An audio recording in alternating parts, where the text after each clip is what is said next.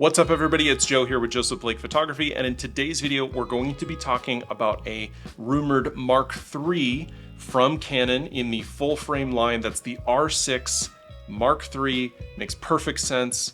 I just got good at shooting on the R6 Mark II, so let's go.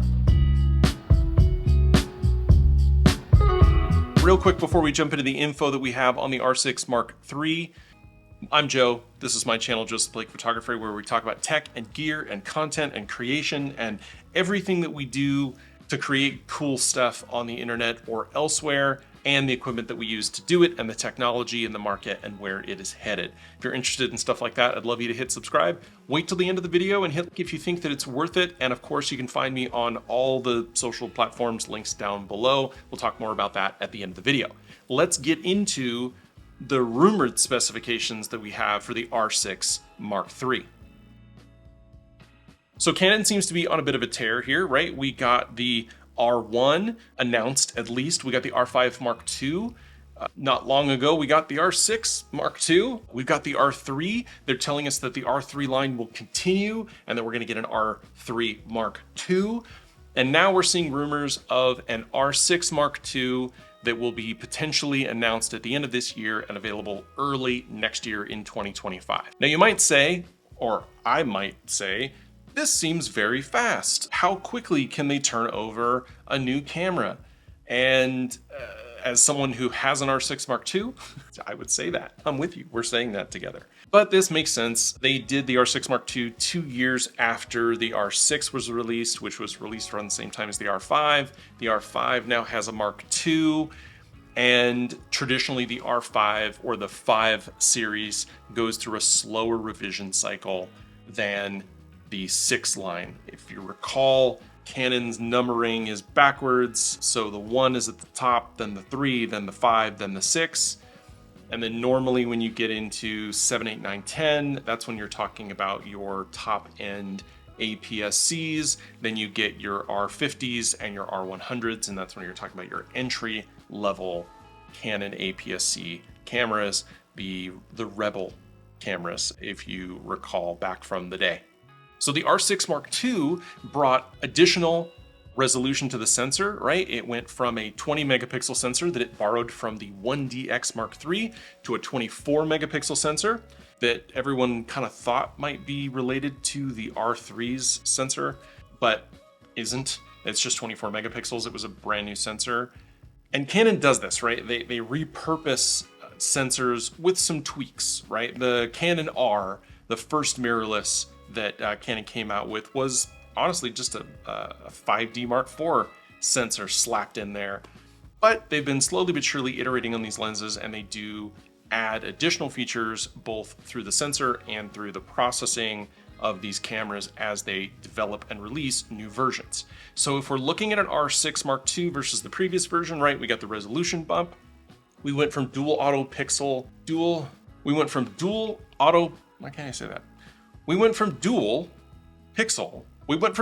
autofocus to dual pixel autofocus 2, which added additional subjects to track and added additional speed and additional capability in terms of lock on focus, added AI focus as a third option in addition to the traditional one-shot and servo modes that you have on the R6 and R5 Mark Is.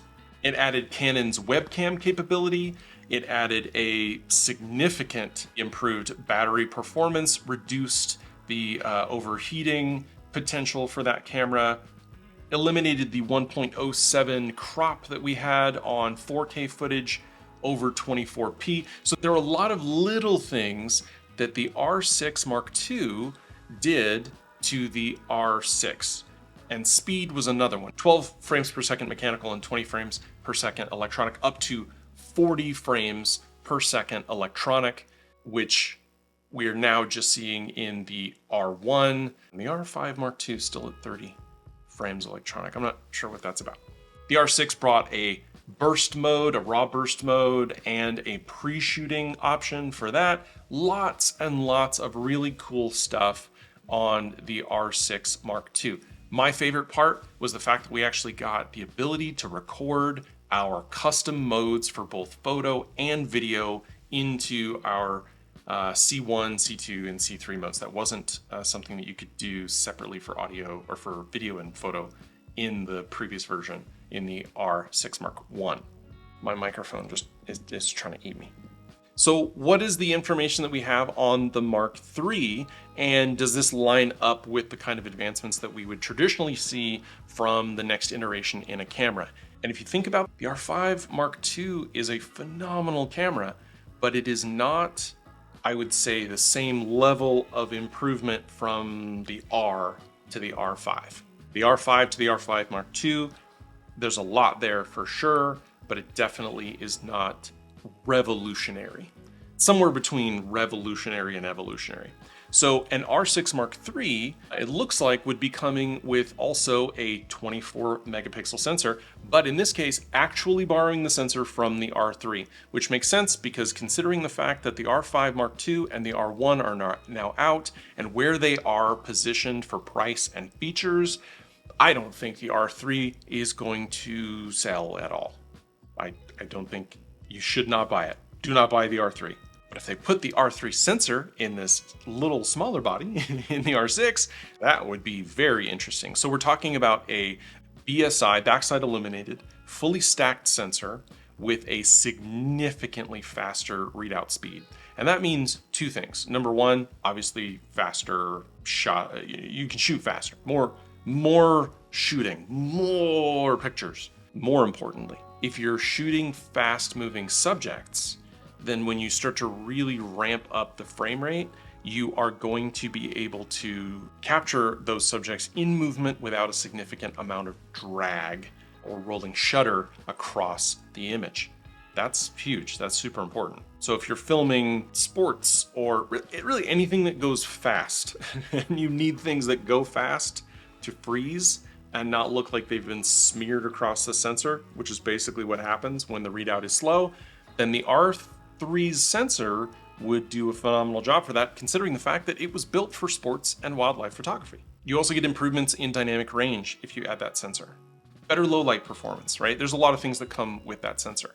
But the R6 already shoots at 40 frames per second electronic, and there's no mention of where they would take that, but can't imagine that they wouldn't bump it just a little bit and maybe offer 50 or 60 frames per second. I still think it's going to be at 12 frames per second mechanical, and they're going to have to keep it at least 40 frames per second electronic, but maybe make it a little bit higher. But here's the thing with the R3 and the R5 and the R1 is that the only reason that it makes sense to take 40 plus shots at a time with that super fast readout sensor is because you want to dump that all into the buffer as fast as possible. You need a big buffer for that, and you need super fast cards to be able to dump those out, or else you're going to hit that buffer limit really fast. I think even in the R5 and the R1, it's something like 2 seconds, 3 seconds. So if you're really just spraying and praying, then you want a bigger buffer and you need a faster card, which is why it makes sense that we're hearing a rumor that this will come with CF Express. At least one CF Express Type B slot, along with an SD UHS 2 slot. And if you've got CF Express, then that means you can do some higher end video bitrate, right? The Canon R6 Mark II is shooting 4K as downsampled 6K out of that 24 megapixel sensor. Now, the rumor says that we'll get 4K at 120 with the R3, with the R6 Mark III. But I would be really curious to see if we get some 6K raw light, or at least 6K into the card, into that CF Express card at 30 frames per second. Because obviously the camera won't be able to do 8K. The sensor isn't big enough for that, but it can do 6K. It already does 6K. You can do it externally with a Ninja 5 or something that will attach to it and allow you to do external recording. But wouldn't it be super cool with that CFast, that CF Express, that you could actually do that internally? That would be a super awesome stat. Additionally, with 4K 120, you're going to get Full HD 240. Right now, the Mark II can do Full HD at 180, also with no sound. So hopefully the Full HD 240 and the 4K 120 come with sound, like we now can do on the R1 and the R5 Mark II, which is an improvement, right? The R6 Mark II has a 3.7 thousand dot. The R6 Mark II has a 3.7 million dot EVF, and the R5 has a 5.7 million dot EVF. So that is an improvement. It doesn't have or will not have the eye control AF, which makes sense that they would keep that in the R5, the R3, and the R1. And again, if it's coming with the R3 sensor, it's going to have improved autofocus. We'll probably get person or people priority out of that, as well as probably the improved IBIS that we've seen on the most recent versions of the Canon flagship cameras, the R5 and the R1. And it will not be coming with the Digic accelerator. It will still be the Digic X processor. If you watched some of my videos on the most recent releases from Canon, I'm pinning everything that Canon is doing right now on the Digic X processor. Don't get me wrong, these sensors are phenomenal and they do a lot of the heavy lifting, but think about the features that we're seeing now with the Digic X. Whether it's the R3, the R6 Mark II, right, cameras that are out, or think about what the Digic accelerator added to the R1 and the R5 Mark II, and then just remove the AI neural machine learning stuff. I think that the Digic X is gonna come down as really the thing that did it for Canon in the mirrorless space. I think it has really made the difference for them in terms of processing power, especially considering the fact that they keep releasing new cameras, right? It's been 4 years since we got this chip in the R5 and the R6. The R came with the Digic 8 processor. They skipped 9, they went straight to 10X. And that has been the chip that we've been really relying on for a long time. From a chip standpoint, they taped out a really long roadmap, I think, for this processor. And they've been able to really get a lot out of it, which is great. And then adding the Digic accelerator is their way to continue that longevity instead of just going back to the drawing board with a new chip. But eventually they will need to come out with a new chip. And obviously it won't be for another few years because we're going to continue seeing more features and more capability move its way down the line with these cameras. But if these specs are to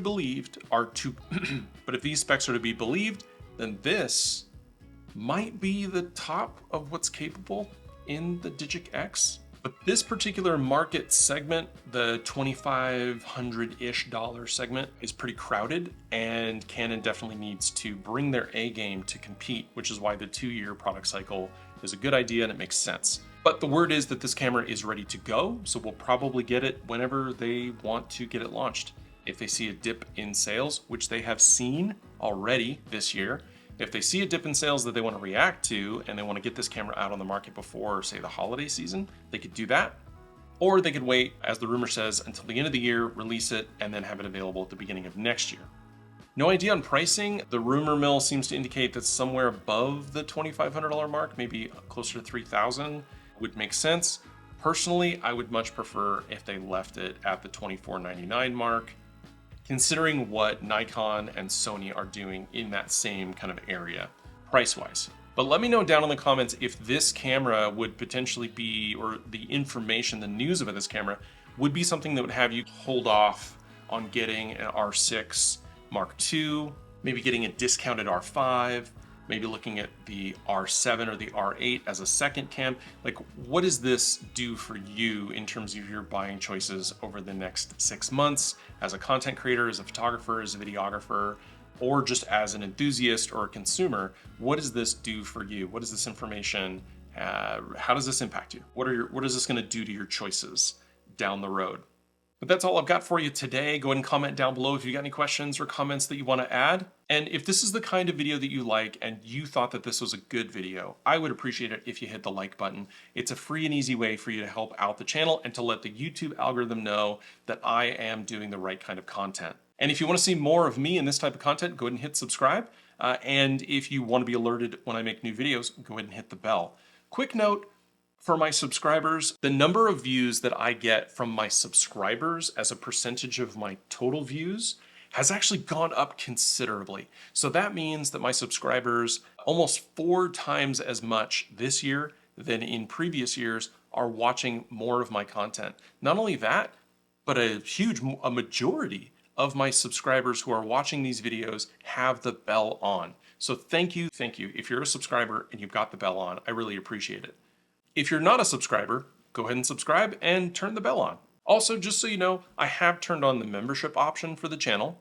So if you're interested in live conversations and videos, chat stuff, special little blurbs, there's some stuff down there. No pressure. It's just it's a easy way to support the channel, to support me, and to help make it easier for me to make these videos for you.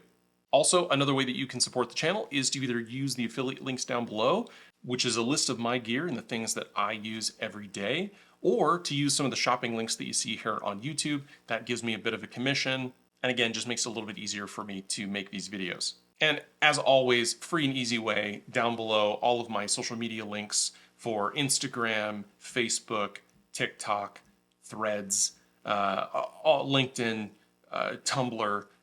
I think most of my links are down there. Go ahead and click on those and follow me in the various places of your choosing. I try to be as many places as I can so that you can get me where you want to be.